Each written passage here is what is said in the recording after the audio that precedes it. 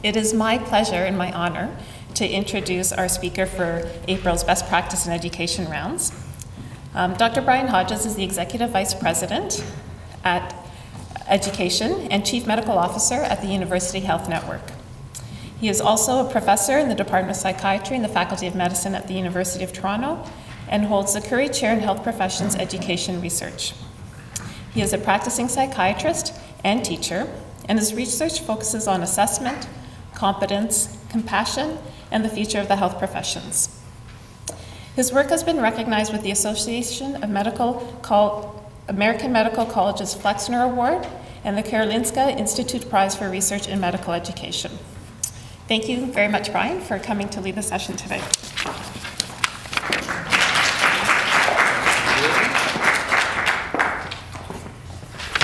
Hello, everybody. Thank you so much for inviting me to speak to you today. And for those of you who are joining from wherever you are in cyberspace, the topic today is technology, so it's probably particularly appropriate that we do that. It's really my pleasure to speak to you about this subject today. I get a lot of requests for this. It seems like the world of technology and AI is a hot topic. And I want to say right from the outset, I'm not speaking to you because I'm an expert on artificial intelligence. I think I may be speaking to you because I'm not. I'm very, very interested as a lifelong educator to decode what is coming in the future and think about how we use it to modify education. And I start with this slide. This is an amazing woman, I think a hero for education. Her name is Dorothy Vaughan. And you may know Octavia Spencer, the actor who played her in the movie Hidden Figures.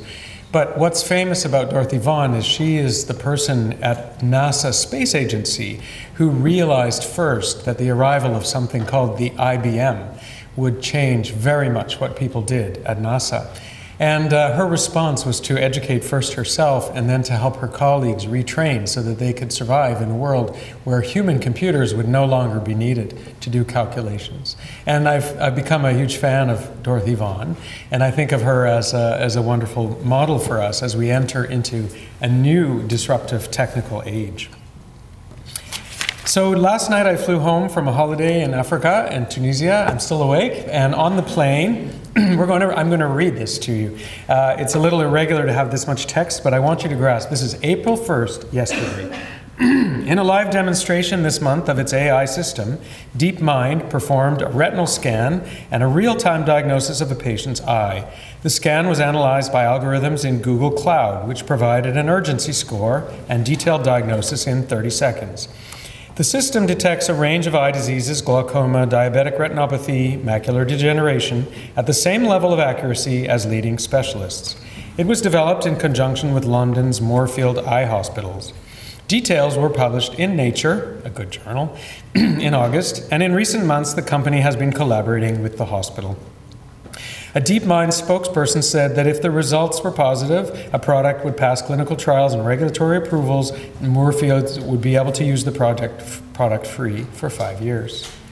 Alan Karthikesigam,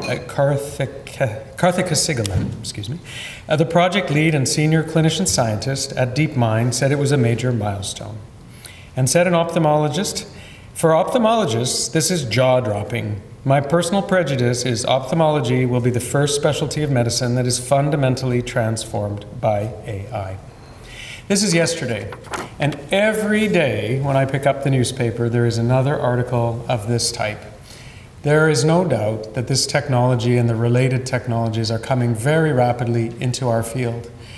It's also no doubt in my mind that very, very few of us have a background that significantly prepares us to understand what this technology is, let alone how it's going to change what we do. So somewhere between the amazing world of technologically enabled people who work for Google and the Vector Institute and various scientific brains, and what we do every day, we have to find we have to decode what that's going to mean for us as educators, because it's our responsibility to look into the future far enough to prepare our students for a time that's going to be fairly different. I often cite this book, which I quite like, and I think it's now really a required reading for health professional educators. It's by father and son from Oxford, Donald and Richard Susskind, And it talks about the future professions, and they ask this provocative question. As we think about the future of professional education, what capabilities will be needed that humans can bring? This is an odd question to our ears because in the past, the only professionals there were humans. But now, with artificial minds joining us as colleagues, we'll need to parse out what humans uniquely do well and what our various machine colleagues will do well. And that's a theme that I will use to frame many of my comments today. We have many competence frameworks. Some of them are more and some of them are less complex, but I think in many ways we can boil ourselves pretty much down to this trio of domains of expertise that make up a profession. The area of knowledge and the cognitive skills we have, the technical skills, and then the ethos that underpins all the health professions, the domain of caring and compassion that unites the other two. So I'll walk you through each of these three. Some of you may have seen earlier versions of this, but it's amazing in a year or two just how much the technology has advanced in that short time. And so I apologize if there's a little repetition in the framework, but maybe not in the content. Let's start with knowledge and cognition. So here is what is talked about in this article, and here's the Nature paper. AI and deep learning systems are particularly good at pattern recognition. So here, the Nature article on a dermatology system, which permits you to take a photo of a lesion, and then it does a probabilistic rating of the likelihood of it being different kinds of things, whether that's a malignant melanoma or a seborrheic keratosis, etc. And on the right is a retinal scan. This is not news anymore, although it's only emerged in the last couple of years. These are both Food and Drug approved applications for use in the United States. As far as I know, Canada has not yet approved an AI deep learning system for diagnosis, but it is available in other parts of the world and is available in the United States. So if you're a dermatologist or a family physician, you could now use these devices. And as the article said, they do have diagnostic capabilities that are equal or better than trained specialists. This is a bit of a, parlor trick now. This is my parlor trick. But and in a way, it's more metaphorical than real, because you could train an AI system to fix this problem. But nevertheless, I find it valuable to consider that a deep learning system makes mistakes. Humans make mistakes, but humans don't make this mistake. A 4 or 5-year-old child would never confuse a chihuahua with a blueberry muffin. So the way in which pattern recognition is done by an AI-driven system is quite important. And I've used this slide so many times that if you've seen it before, I thought you'd get bored, so I looked for another one. So this is now my second favorite. This is bagel or puppy. And you can see, you can begin to understand in a simplistic way what an AI-driven pattern recognition system is doing by understanding the kind of error that it makes. But again, a very, very different kind of error than a human would make. Now this, I think, opens a door for us as educators, because it says something about the kinds of teaching we will have to do about the way the human mind and the way the artificial mind works. But of course, AI does much more than pattern recognition. It also does prediction. And I actually find this more surprising, and people less aware of this. This is a study from Radiology, the journal Radiology, on prediction. So in this study, they gave an AI system, a deep learning system, all of the results for cardiac congestive heart failure patients, MRI scans, cardiac cath, stress tests, etc. And they also had the AI system review 8 years of chart data. Now, already right there, you see something important, because when we go to do a consult, you don't probably read 8 years of chart data. I look at the last note, which is from the resident or the medical student, which we know is 50% wrong. And that's actually a real figure. The transcription errors multiply. So the AI system has the advantage of being able to parse through huge amounts of data. So maybe it's not surprising that the AI system was able to predict 1-year survival at an 80% rate, whereas the cardiologists were only about 60%. So this is very, very important. And again, it opens this, are we competing with AI, or are we going to try to understand what its strengths are to complement our work? So I've been searching for a way to think about how to talk to you and all of my colleagues as educators about why we should care about this immediately.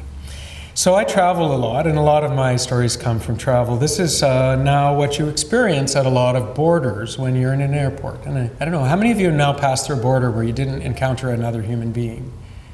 Yeah. So there's a lot now. Dubai Airport is one, Abu Dhabi, there's many of these. And so I want to focus a little on what is it doing, because this is an algorithm-enabled AI system for decision making. So you approach it, it barcodes, scans your passport, and then it looks at your face. And it does a series of things related to facial recognition. So that's very, very interesting technology and now getting widely used. Now, if you go online and you look up the area of facial recognition, you'll discover that one of the things that you can do through facial recognition is detect various states, emotional states, and one of the important things is whether someone's lying or not. And so this is just extracted from a site that talks about detecting lying and looks at different faces, and you can now begin to see how an AI system would use pattern recognition to look at things like facial expression to make a diagnosis, which in an airport, of course, would be something to do with anxiety or distress or shiftiness or I don't know what would be in that algorithm. But it's very, very important, and I'm sure it's very effective. This, though, recalls for me some of my earlier life's work, and that is our love of checklists. In medicine, we seem to be able to turn everything into a checklist. And as I've sort of ranted and raved in the literature for 20 years, the problem with reductionist checklists is you lose a lot of nuance. And so I pulled randomly from the internet a recent it's amazing to me, we're still publishing communication checklists in 2016, but here's one, a new one, I guess. And when you look at the top of this, it's pretty standard. It looks like so many of the communication checklists, but right at the top you notice uses eye contact. Uses eye contact. So, what's your feeling about eye contact? Do you think eye contact would be a good factor in an algorithm to build in about truthfulness? So it's there. Most algorithms that have to do with whether you're telling the truth or not have to do with what you do with your eyes. Do you make eye contact? Do you divert eye contact? But we know from medical education for more than 20 years that there's a problem with this. The book on the left is about children with autistic spectrum disorders for whom it asks the question, is eye contact even appropriate? And on the right, a wonderful book about Aboriginal people in Saskatchewan and the notion that in some cultures, particularly Aboriginal cultures, eye contact is inappropriate to the point of feeling like inappropriate touching. The point I'm making here is we know from 20 years of work that we have problems when we make checklists for OSCEs and for teaching that are too reductionist. But an algorithm is really a fancy checklist. So do you begin to see another application that's going to be critically important for us in medical education as we begin to use algorithm-driven diagnostic instruments? It's going to return information to us that has a strong chance of being reductionist. Even further, I'd recommend to you to read these two books, which are really fascinating, and go out into the sociological element of what can happen with algorithmic systems. On the left is Virginia Eubank's book, Automating Inequality. And this book is about how in the United States, algorithms are used to determine your eligibility for social housing, for benefits and other things. So based on large analyses of demographic data and others, people are assigned to certain things. It's an efficient mechanism. But what she talks about is you have to be very careful about the database on which these algorithms are built and how they function and what's programmed into them. And in fact, it's very, very easy for an algorithm to program into it forms of inequality. Again, this will be familiar if you think back to all the work in medicine, looking at the differential treatment of men and women or people of color that come to the emergency department and how diagnosis is made differently, and all of the factors that we've tried to become so sensitive to about how our diagnostic judgment is affected by factors that may not be strictly medical. This is the same thing in this area. And along those lines is this really interesting, slightly alarming book by Safia Noble on algorithms of oppression. And she talks about how even just our daily search engines and their algorithms are illustrate for us the challenges. And she opens with a very compelling story, which got a lot of attention as soon as it came out. And she simply Googled, "white women are," and "black women are." And according to her research, "white women are" turned up a lot of sites for private schools and beauty parlors, beauty services, and "black women are" turned up mostly pornography. And so she asked, how is that possible? That can only be possible because of the building of algorithms in the back. Or is it purposeful or not purposeful? It's based on search function, etc. So we have to be very cautious as we go into a work where we begin to rely on algorithms for the work that we do. So what kind of competencies should we as educators begin to think about? And I'm only going to be able to enter into the domains. I don't know about curriculum. That's an evolution of this topic, and I hope some of you will join me in thinking that through. But let's start a little bit with objectives and what could we possibly teach? Well, I think we're going to have to focus a lot more on metacognition. How the mind works, how the mind thinks about itself, how the human mind thinks about itself. Now, we have a lot of history in reflective practice to build on here. And self-directed, I see Ryan here. We have, guided self-directed learning, readiness for learning, Maria Milopoulos, all kinds of ways of thinking about Caroline Moulton slowing down in the OR. We've got a wealth of work on how our minds work in clinical practice. And I think that's important. But the new twist is we're going to have to think about what are the blind spots introduced by adding technology into that problem-solving situation, when some of that mental work is being done by a deep learning system. So how does machine learning work? How is probabilistic prediction occurring? What about pattern recognition? And what happens when pattern recognition is melding human pattern recognition with AI? So I think this is really going to be critical. And then to do that, we're going to have to continue to advance and accelerate our work on bias, equity, and diversity, because it's likely to be built into these systems just the same way that in the 20th century we noticed that clinical research trials tended to have problems because they studied homogeneous groups, largely middle-class white men in the beginning, and there's been such an attempt in research to diversify the database on which clinical trials are done. It'll be very similar in the need to build algorithms that are inclusive. So let's turn to technical skills now from cognition. So this is a real AI application. I think a lot of the talks I've seen and a lot of the discussion of AI borders on science fiction, and some of it we'll realize, but I do think for audiences like ours, like us, we should try to continue to focus on things that already exist, that we can imagine that are in use in practice now.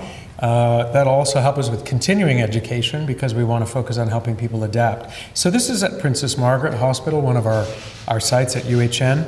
And this is an AI system for radiation therapy treatment planning. So what that is if you're in oncology radiation, a team of 3 people makes the treatment plan. So before you're irradiated, your lesion is to be bombarded with radiation, a team of a physicist, a radiation oncologist, and a radiation therapist make a treatment plan. And at Princess Margaret, that was averaging 3 to 4 hours per patient prior to the introduction of AI. It now averages 3 to 4 minutes per patient because the AI system integrates all of the CAT scans and the lab data and everything else and calculates out the dosages and the beam strength and the location. So that's remarkable to have something which, if it was your job and it was taking 3 or 4 hours in a team of 3 and now it's 3 minutes, that's a pretty big transformation. But the question that we all have is, wow, what happened to those people? And what about the patients? And what is world like? So I'm very excited about the work that Caitlin Gillen is doing. Caitlin is a radiation therapist, currently doing her PhD at IHPME. In fact, her thesis committee meeting's right after this. And she and this team, which is a mixed interprofessional group, Purdy is a physicist and Jaffrey's a physicist as well. They partly invented this system. We're beginning to look at the professional implications. And you can look this article up, but to make a long story short, it's a very interesting story. It's a combination of very human reactions. Excitement about the change in practice and the efficiency, fear about what it will do to scopes of practice, worries for patients, opportunity, the unknown, and also, of course, a great, because we're an academic health science center, interest in studying and learning about how these kind of systems will transform practice. Now, coming back to us, so we're training these people, right? I named 3 professions that we're responsible to train: physics, radiation oncology, and radiation therapy. What are we teaching those students who are going to be placed in this unit working with this equipment? Actually nothing. So I can say that on behalf of the Michener, where we train the radiation therapists, but in chatting with our radiation oncologists, they're similarly a bit lost. The physicists, I think, because they partly invented this, may be a bit ahead, but it's a real question. How do we prepare people to enter these new, different environments? So I want to table back to a little story. Some of you might have been at Sunnybrook Education Days, so although I have a little new trailer on this story, but so anybody in the audience not know what this is? Yeah, it's not a joke, actually. I was in a hotel in Washington, and they had it was a retro hotel, very nice design hotel called the Kimpton, and they had one of these in front of the elevator on each floor. It was the house phone. And a young woman had the receiver in her hand, and she was putting her fingers in the hole saying, "This stupid thing doesn't work." And I came up behind her and I dialed the phone, at which point she jumped back and she said, "Oh my God, how do you know that?" So I know that because I was shaped or formed during an era when I did this. Someone taught me this at a very young age, and I still know how to do this. But it's very interesting because it shaped not only my psychomotor skills, but also the way I think. Now, there's a second part to this story, because I was telling this story, just as I've told it to you, at a fundraising event at UHN recently, and everybody had a good laugh. And then I went out on the patio to get a drink, and a young woman came and she said, "Oh, hi, Dr. Hodges, I don't know you, but I just joined for the foundation. I'm so embarrassed to ask you this, but I don't understand your story. What is a dial phone?" Because I hadn't showed any pictures. And when I explained, she said, "That's why they call it dialing the phone. I always thought it was such a strange word." So, yes, humbling, isn't it? So, but this is important for this reason. So, how many people in the room love to show the picture of their niece, nephew, son, grandson, child, whatever, who's learned how to use a tablet and at the age of 2 can already swipe? So, not to depress you, you may see advancement here. I see a child being taught an already nearly obsolete technology that's going to do them about as much good as the dial phone. Because swiping technology is going to be gone as soon as voice recognition is high enough quality. So what are we doing to this young person? Are we teaching them? What are we teaching them? And so what I've begun to think about from a point of view of health professions education is that it's not the what you can do that matters. It's the psychomotor flexibility to learn and relearn new tasks that's going to matter. And that's an interesting challenge for us. And there's a dimension to this that I think is totally flying under the radar right now, and this is not new at all, but humans and machines don't always get along. News to you? Who has GPS? Oh yeah. And does your GPS, like mine, come preloaded with a British voice that tells you off every time you make a mistake?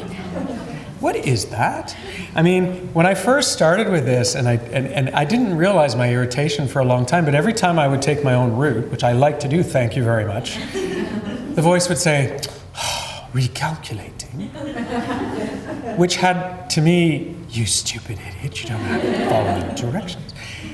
And then, you know, I changed it to the American voice, which is George Bush from Texas. That lasted about a nanosecond, and then there was an Australian choice. But the point that I'm making here is that we relate to technologies in many ways. We certainly relate when something goes wrong. If your computer goes down, as mine did, I was in Hong Kong giving a talk like this. They told me 2,000 people in the audience, and as I stood up with a very formal setting, my computer said, "Please wait, loading virus program." I actually took it, thinking quickly and trying to be a reflective practitioner, I actually took it as an opportunity to talk to the audience about what I was experiencing in terms of my human-machine interaction. But this is something that happens to us every single day, all the time. Now imagine what happens if you're the radiation therapist running the Princess Margaret Cancer radiation therapy machine that's about to blast your patient with thousands of, what's the unit? Gigawatts? I don't know. Megawatts, thank you. I knew we had a real radiation oncologist. Megawatts. And the machine says, oh, sorry, loading virus programs, or goes down, or the power fails, or, right? This is not easy to handle. Humans have reactions to technology. Are we training to do that? I think we should. And then there's this issue. Australian kindergarten teachers called the red alert first. And this is children who have an Alexa or a Siri at home. They come to school and they do things like talk to their kindergarten teacher and say, "Get juice," because they have learned a pattern of communication that actually works for a voice recognition system. Now, people don't always laugh so much because in medicine, I know that's how we talk to each other sometimes, like scalpel. So we do actually have abnormal communication styles in health professions. But all of this to illustrate that the human-machine interaction is something that I think we need to pay a great deal of attention to. So we need probably at least a 1.0, if not a 2.0, programming in our education about human-machine collaboration, melding the human psychomotor skills with machine guidance. Again, a GPS would be guidance, but there are guidance systems showing up in, my colleagues in neurosurgery tell me they now have guidance systems with sort of visual overlays like Google Glass has, or auditory instructions. This is coming into many areas of practice now. And how machines will condition our human behavior. And as I mentioned, not just learning to use machines, but as they become new and then old, and then new and then old, because the waves of technology will come. How do we retain psychomotor flexibility so that we can keep adopting new technologies? We're about to adopt a new electronic patient record system at UHN. You know, heaven help us, really. But one of our advisors who did it said, you know, some of your older physicians are going to retire. And it's because some of them either will realize either A, cognitively, or just B, emotionally, they're not prepared to have the steep learning curve to learn that new technology. And you should understand that and allow them to gracefully leave if that's what they choose. And I think that's really an important thing that I never really thought about in terms of the adoption of a new technology. And then emotional regulation in the machine environment, understanding how machines function, what happens when they fail, performing under pressure, and etiquette. So I'll give you a real example. I have a chance to talk to the students in the HPME course in innovation. And they're all residents in different, and a few medical students in different programs. And in the last session, one of the students was a bit late. And when he got there, he said, oh, I'm very, very sorry. And I said, oh, well, you've just arrived in the section we're talking about machine failure. And he said, oh. I said, well, where were you? And he said, I was in the OR. He was an obstetrics and gynecology resident. And he said, well, I just had that. A piece of equipment failed. And unfortunately, I couldn't reach my supervisor. So I got the team to get another piece of equipment, and the second piece failed too. And when the third piece of the same equipment also failed and the woman was continuing to hemorrhage, I just had to figure out what to do. And he said, but it was exactly what you're talking about. I was very anxious and it was upsetting, and you know, I'm shaken still. So we did debrief it a little bit, but the thing that really struck me was I said to him, well, who was with you? And he said, oh, well, there was the nurses. And I said, what about a learner? And he said, yeah, there was a medical student. And I said, ah. And did you have a chance to debrief the medical student about what you were going through? He said, I never thought of that. So, you know, it's he went back and did it subsequently, but it's one of those moments where we have to, it's not a disaster because it was a near miss. It's actually a success that it was not a disaster. But at the same time, we need to talk to our colleagues about what we're going through and what that's like and how to be resilient. And then last, I spent a little time on this, and then we're going to have lots of time to discuss and for questions. But of course, if you know me at all, you know that I'm quite committed to the subject of caring and compassion in healthcare. In fact, it's more than committed. I've argued before that If we only allow medicine and the health professions to be about the other two spheres, only knowledge plus skills, we're actually going to be obsolete pretty fast. I actually think our greatest claim to fame is the domain of caring and compassion. I'm not going to go so far to say we don't need to pay attention to cognitive functions and to psychomotor function. Of course we do. But they're knitted together by a deep commitment to caring for people. That's why we're healthcare and not engineering or something. Oh, I'm sure engineers care about people too, but in a different way. So this is the ethos of healthcare. So let's look at what we have to think about here. We're digitizing very quickly, and that's a good thing. Digitizing allows us to communicate, to transfer huge amounts of information, to build databases, to do imaging and lab work. But what we have to watch is that when we're digitizing humans and each other, we're not dehumanizing each other. It's quite different. So an X-ray is not a human. An X-ray is a digital representation of a human, just the way a serum potassium is not a person. That's just a number that represents something that's actually analog, blood, and is a symptom, a representation of something. We do easily, though, fall into the trap of dealing with the images or the representations more than the people. And I actually think this will get stronger as we have more automated systems that are dwelling more with algorithms. Do you remember those old, anybody's my age, do you remember the old ECG machines that used to print out those, we all ignored them because they were useless, but it would tell you what the arrhythmia was?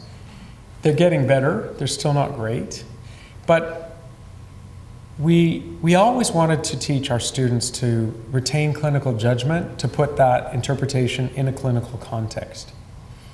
This is the challenge here because it's going to get more complicated as it gets quicker. When a system does something in seconds and you need to react to it, it's going to challenge the time that we've had in the past with the interface to interpret those digital type interpretations. Coupled with this is something that is new and was not actually part of the discussion in the last few decades as technologies rose, and that's the notion of digital empathy. Can digital technologies actually be empathic? Now, I'm not going as far as the futuristic idea that they could have a conscience or a soul or something. I don't mean that. But could a digital technology, let's just call it an extension of a human, as opposed to replacing a human, but could we create technologies that are compassionate? This is an interesting idea. So when you talk to your smartphone, which you do, right? How many of you talk to your smartphone? Not all of you. Some of you are starting to talk to your smartphone. Your smartphone talks back now. It's not a very big leap to imagine that the smartphone could say something empathic. Have you seen the movie Her? So in the movie Her, the lead character is having a bad patch in his life, and he installs a new operating system, like a Siri type system, and the system detects a change in his schedule activities. So it says things like, I notice you're not going to the gym. Everything okay? Or, you haven't seen some of your friends for a while. Would you like me to arrange a meeting? Now, is that empathy?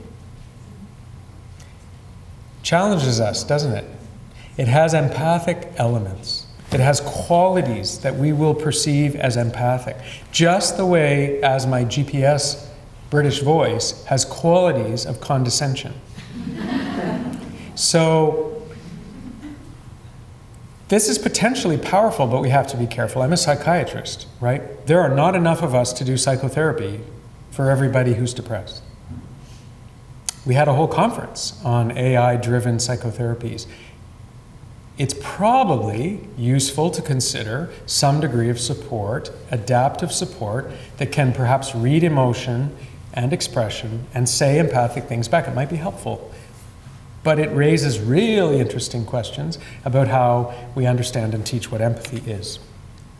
So as the devices we're using become better able to integrate natural language processing, facial recognition, access a huge database of questions, I mean, think about the early medical student who is not empathic at all, or the early nursing student who takes that rote, oh, that must be hard for you. Oh, wow, that's difficult. That's not empathic. That's a memorized list of things. It's not hard to imagine that Alexa or Siri could actually be better at that, probably already is better at that. But there's a difference, because what's the orientation of this? Why is the machine doing it?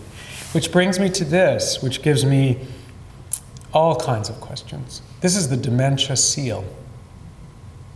So if you have, like I have, family members who have dementia, you know that our system is not designed really to provide much care for people who have cognitive problems.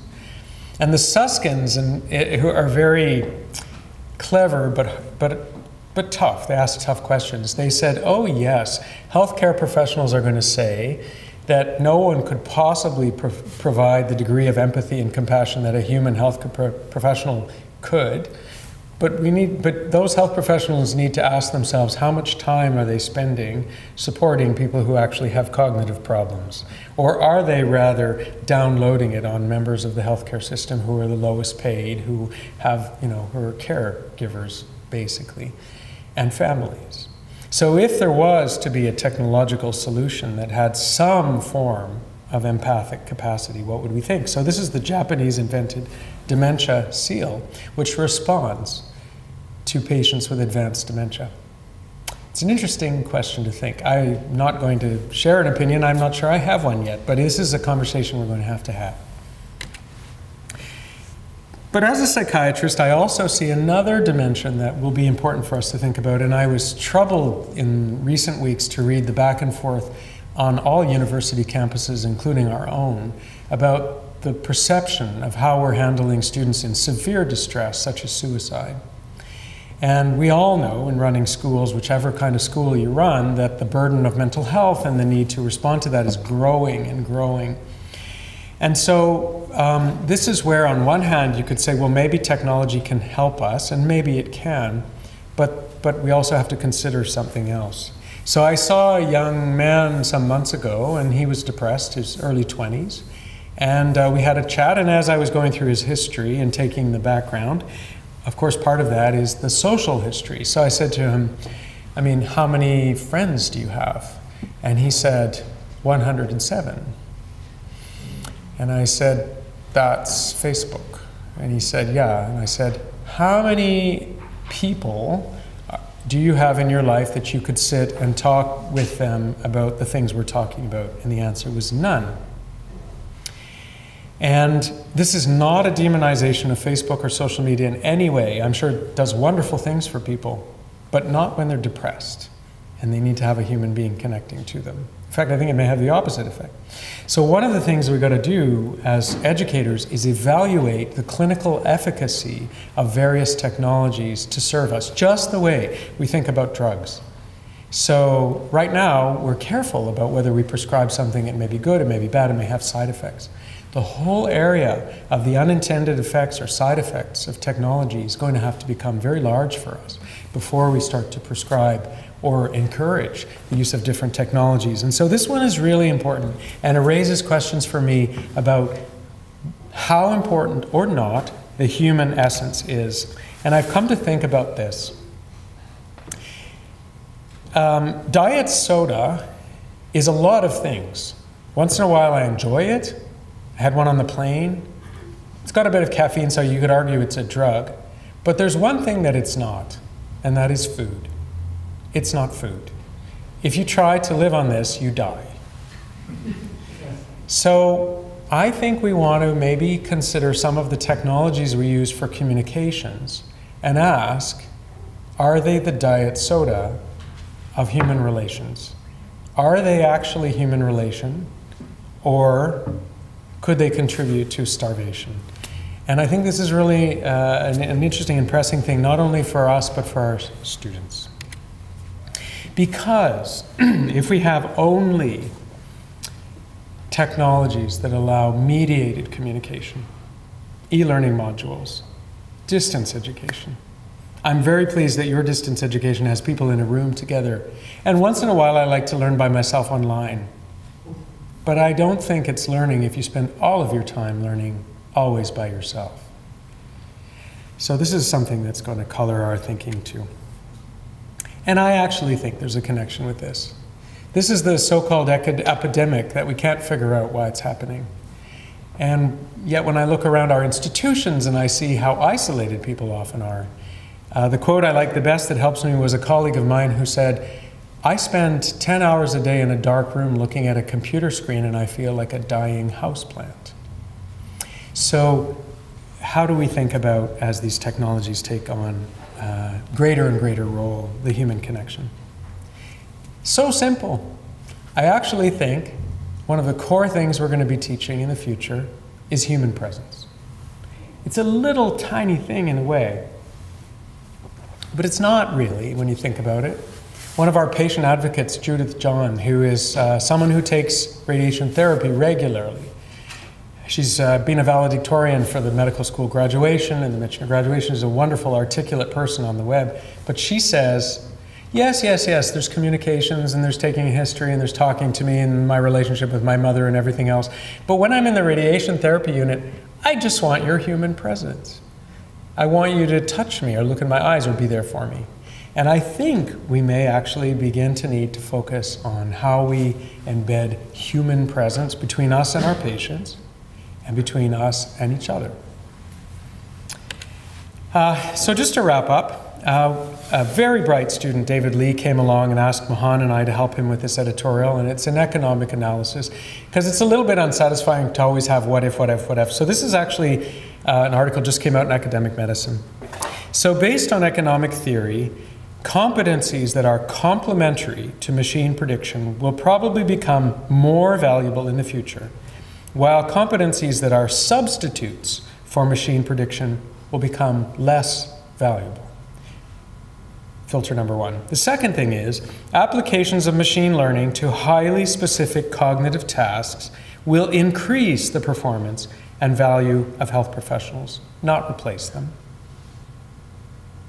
And third, to train physicians or any health professional who is resilient in the face of labor market disruptions caused by emerging technologies, educators must teach and nurture the unique human abilities that give physicians and all health professionals a comparative advantage over computers.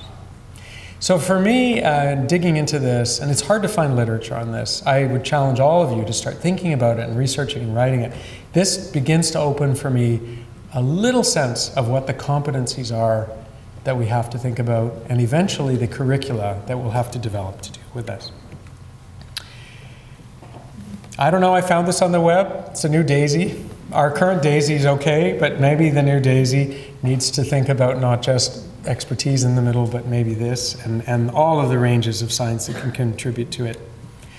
My ham-fisted early attempt at this is not very good, but it's a start, and I think these four areas are probably core competencies for the future.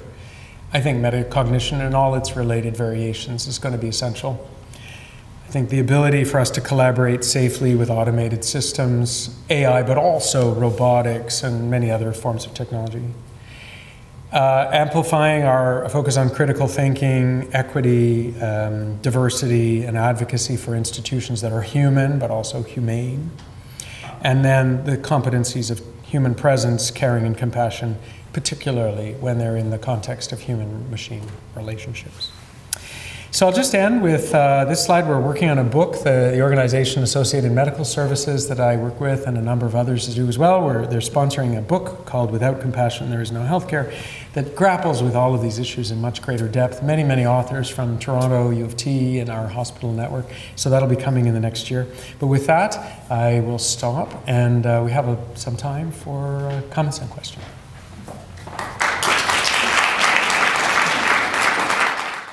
Hi, Tom Sheehan from Sunnybrook. Hi, John. What are your thoughts about the implications for selection of people entering into the health professions, given that these are the kinds of competencies that we may ultimately need them to have? Mm-hmm. Thanks, John. Nice to see you virtually. It's an excellent question. And I'm not going to pretend to have answers, but I'll point some suggestions, and maybe you might, John, add if you have thoughts. I've used the word psychomotor flexibility.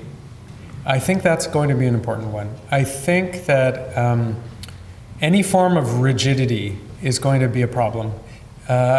Doing things, a drive to be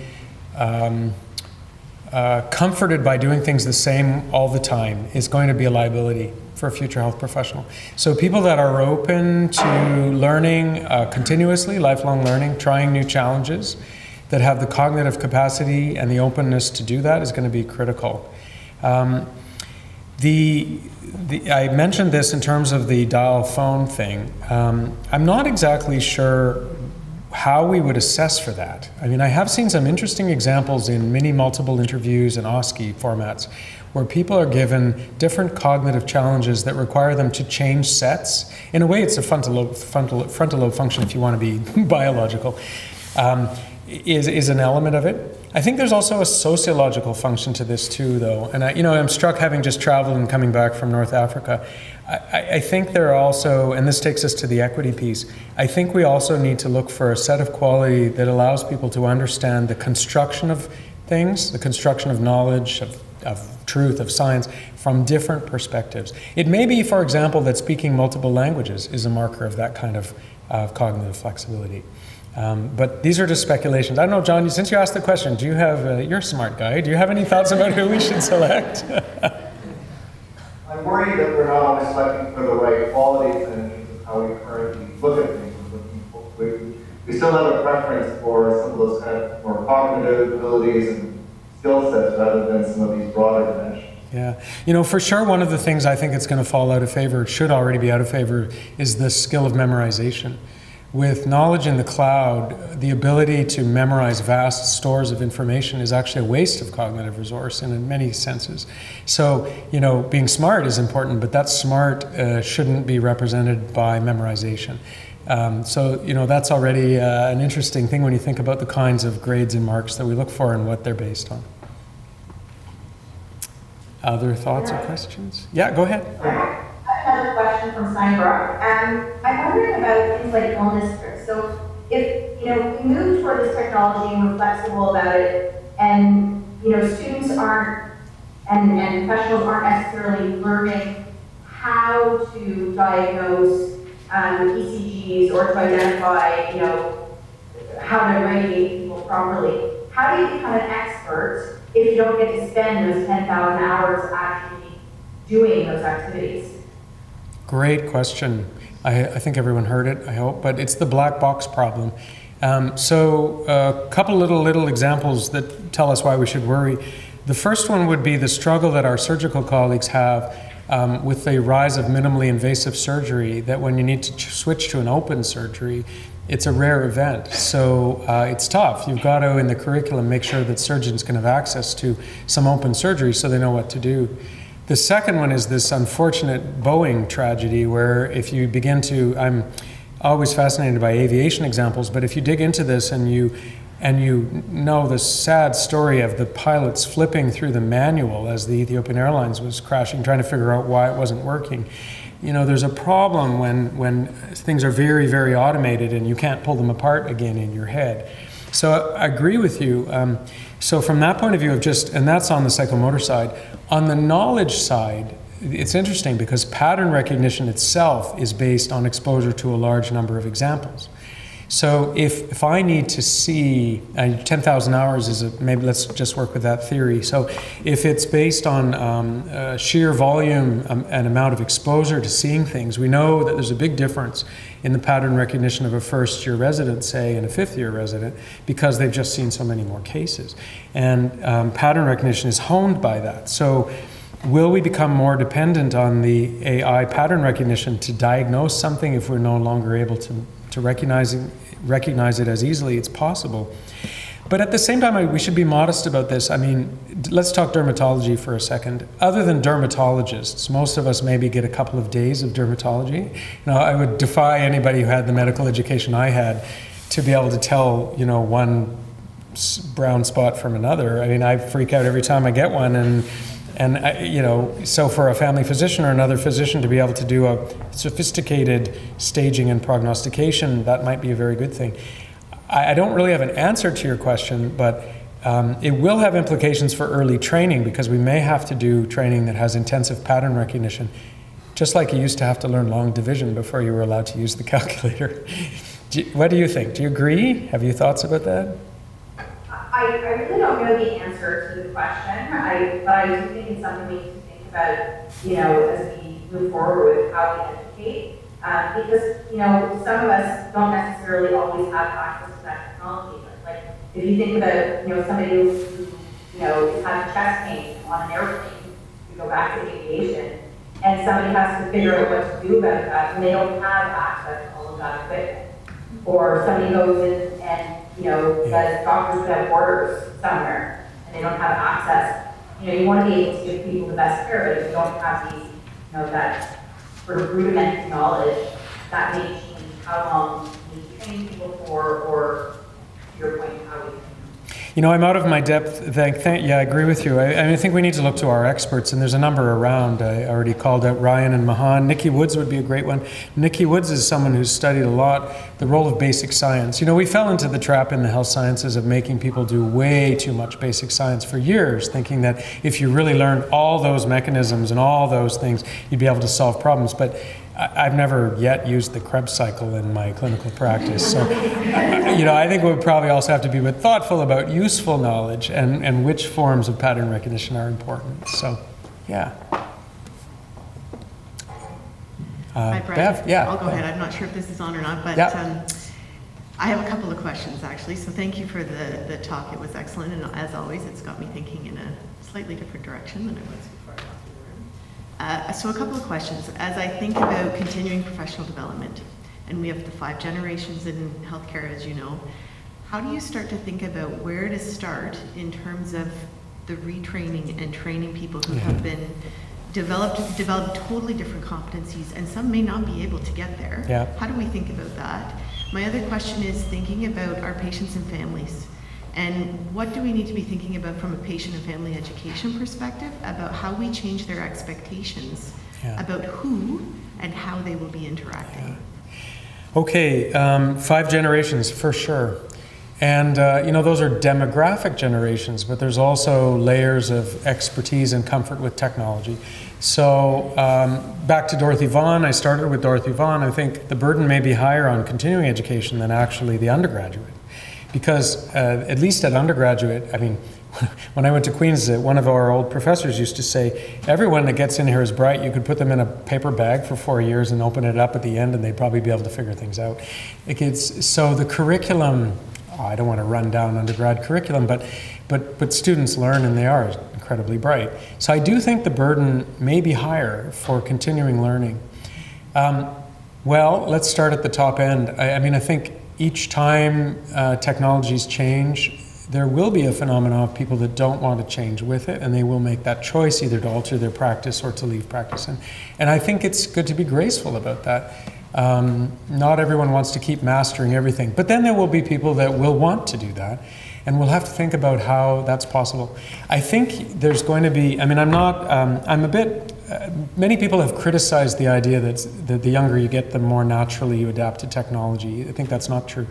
But there are absolutely different, again, Maria and Ryan have talked about learning readiness. So where are you at? This is classic 101 CE, right? But where are people at, and what do they need to get to the next level? So we'll probably have to design learning for them.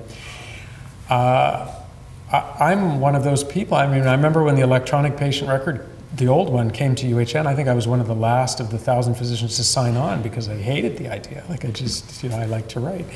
On the other hand, I use some technologies well.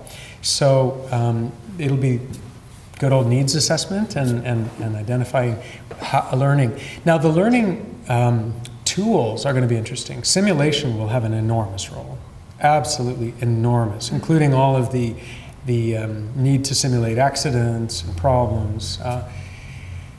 Environments are going to have to be created, not just pieces of equipment that are simulated, but whole environments. So patience is not dissimilar in a way. I think they're similarly on a spectrum where some are incredibly excited. You've got 90-year-old grandmothers who are thrilled to use their iPad to connect with their home care nurse to monitor their diabetic medication. And then you've got patients for either preference or education level or whatever, maybe their own medical condition. That means the chances of them using even a bank machine is nil. So I think we have to be sensitive to that. And there is a little bit of a fantasy that we're going to convert everybody to these technologies and they're all going to be self-directed and patient-empowered. There is a fear factor too. Alex Mihalidis, who's an AI and robotic researcher at Toronto Rehab, has said they use robotic positioning for physiotherapy there. Alex has said that the biggest factor is walking people through the anxiety and fear they have of the technology. And so I think it's not just how to use it, but it's feeling comfortable with using it at all and trusting it. So, yeah. Did you agree with that? You want to add anything? You good? Are we out of time? I think we're out of time. Okay, last words. So thank you very much for everyone for joining us. I'd like to remind you, if you haven't yet had the opportunity to sign in, please sign in and complete the evaluations. And I'd like to remind you that our next Best Practice in Education round will be happening on Tuesday, May 7th, and our speaker will be Shelley Wall. So thank you very much, everyone, for participating here and remotely.